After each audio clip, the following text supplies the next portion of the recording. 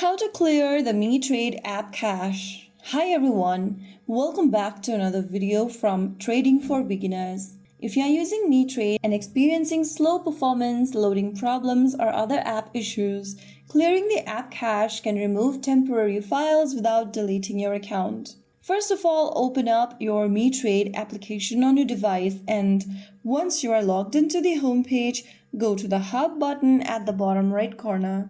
Inside the Hub menu, go ahead and open up the Settings tab from the bottom. On the next page, click on Clear Cache.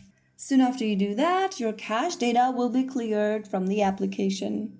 You can also do this via your Settings app on your Android devices, but this will work just fine as well. So that's how you clear your cache within the Mitrade application.